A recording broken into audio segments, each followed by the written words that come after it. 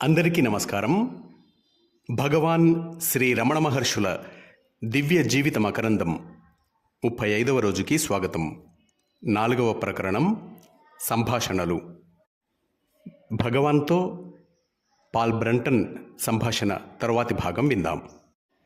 గురూజీ, అయితే ఈ నేను అనేది కూడా ఆత్మకు చెందిందేనా? ఈ నేను దేహం, మనస్సు, బుద్ధికి చెందింది. సాధకుడు మొదటిసారిగా తన ఆత్మను కనుగొన్నప్పుడు తన మూలం నుండి, ఆ అగాధం నుండి ఒక మహాశక్తి ఉద్భవించి క్రమంగా తనను లోగొంటున్నట్టుగా అనుభవపూర్వకంగా గ్రహిస్తాడు. అయితే అది మనస్సుకు ఆవలిది. అది నిత్యమైనది, సత్యమైనది, ఆనందపూర్ణమైనది. దాన్ని అనేక మంది అనేక పేర్లతో పిలుస్తారు. స్వర్గరాజ్యమని, పరమాత్మ అని, నిర్వాణము అని, మోక్షమని. ఇలా ఎవరు ఏ పేరుతో పిలిచినా అసలు విషయం ఒక్కటే. నీకు తోచిన పేరుతో నీవు పిలవవచ్చు.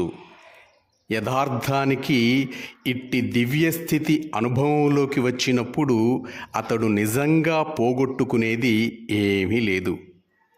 తనను తాను పొందుతాడు. ఇలా నేనెవడను అని విచారణ ద్వారా ఆత్మను కనుగొనే వరకు సందేహాలు, సమస్యలు నిన్ను వేధిస్తూనే ఉంటాయి. మహారాజులు, రాజకీయవేత్తలు ప్రజలను పరిపాలించాలని, అదుపు చేయాలని నిరంతరం ప్రయత్నిస్తూనే ఉంటారు. కానీ వారి లోపల వారికి తెలుసు, తమను తాము పరిపాలించుకోలేరని, తమ వశంలో తాము లేమని. ఎవరైతే తమ మూలాన్ని కనుగొంటారో వారి హస్తాలు మహాశక్తితో సంపన్నమై ఉంటాయి. సమస్త శాస్త్రాలను మధించిన మహాపండితులున్నారు, మేధా సంపన్నులున్నారు. వారిని అడగండి, అద్భుతావహమైన మానవుని నిజస్వరూపాన్ని తెలుసుకున్నారా అని. పోనీ మిమ్ములను మీరు తెలుసుకున్నారా అని వారు సిగ్గుతో తల వంచుకుంటారు.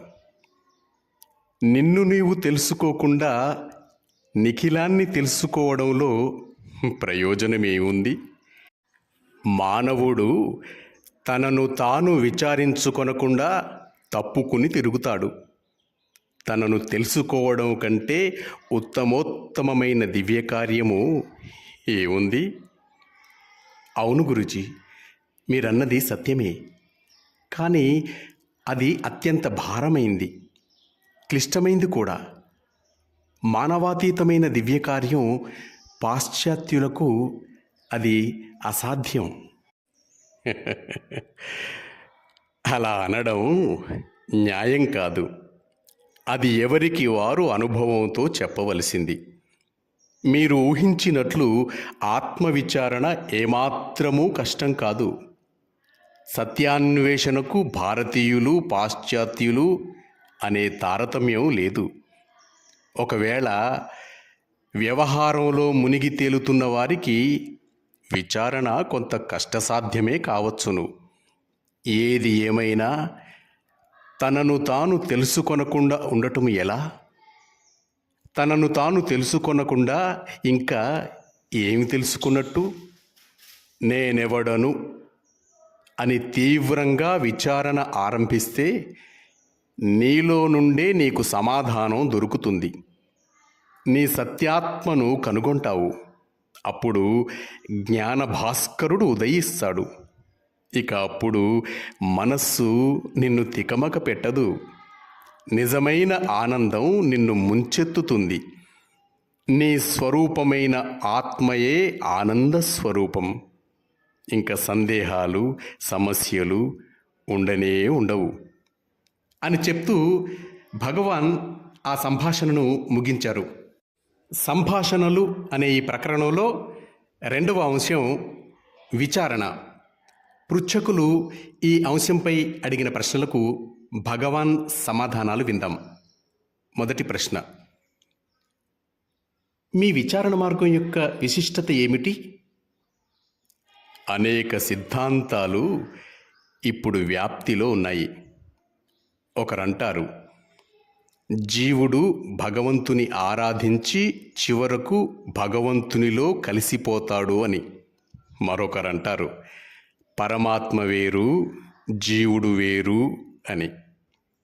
జీవుడు ఎప్పుడూ పరమాత్మలో ఐక్యం కాడు అని.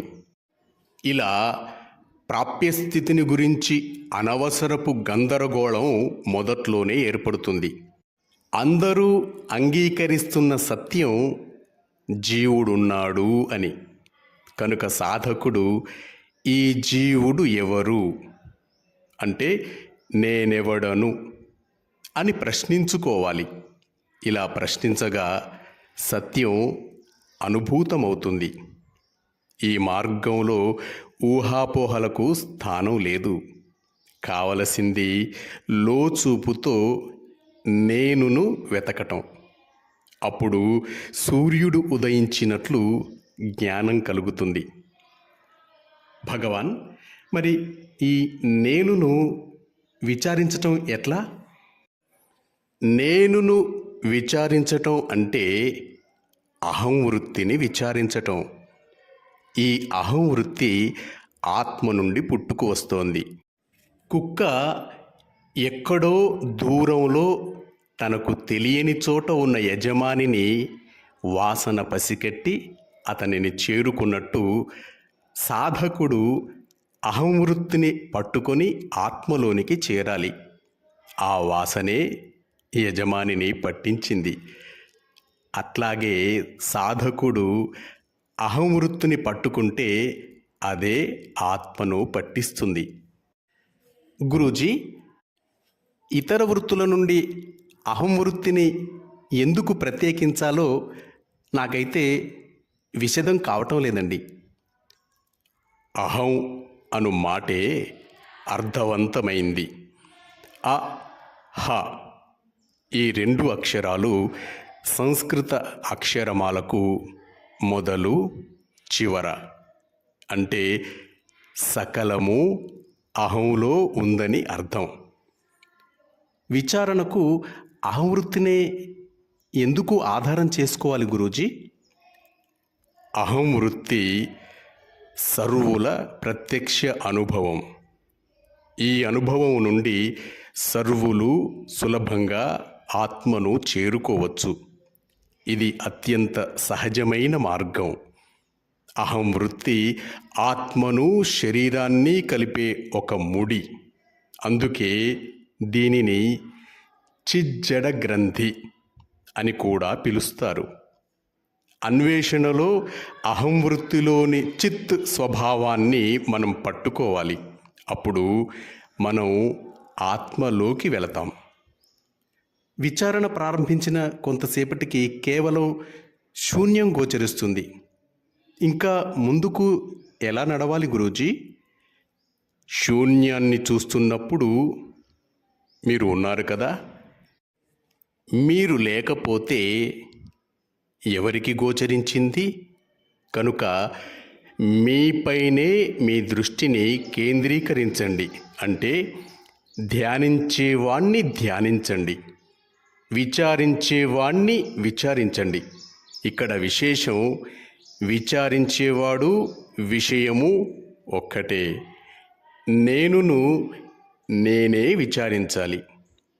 మొదట్లో మనం ఆత్మను విషయం అంటే ఆబ్జెక్ట్గా చూస్తున్నాం.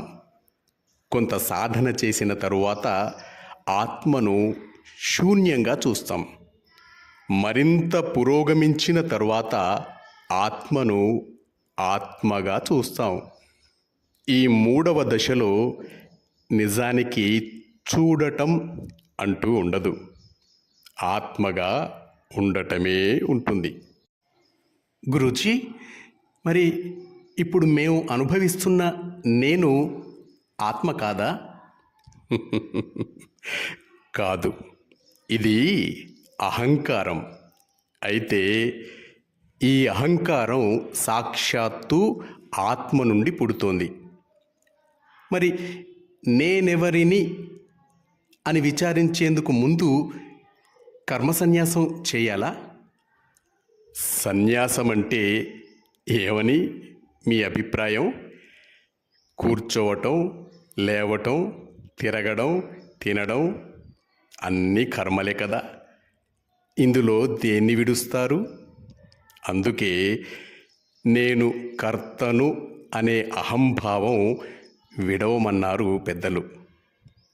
భగవాన్, నాకు వేదాంతం తెలియదు, సన్యాసిని కాలేను. మీరు బోధించే విచారణ మార్గం అస్సలు అవగతం కావటం లేదు. నాకు వేరే గతి లేదు. మీరే ఏదో ఒక సులభ మార్గాన్ని బోధించాలి.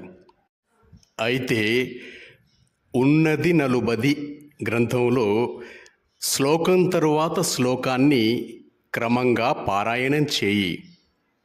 వెంటనే అర్థం తెలియకపోవచ్చు. ఈ గ్రంథం సత్యంతో నిండి సత్యాన్ని వివరిస్తుంది. పారాయణ చేయగా చేయగా ఒకనాటికి నీకే సత్యం అనుభవంలోకి వస్తుంది. పాము కుబుసం విడిచి స్వప్రకాశంతో బయటికి వచ్చినట్లు ఆ శ్లోకంలోని శబ్దం అదృశ్యమై సత్యం అవగతమవుతుంది. మాస్టర్స్, తర్వాతి భాగాన్ని రేపు విందాం. సెలవు తీసుకుంటూ మీ నవీన్, వరంగల్.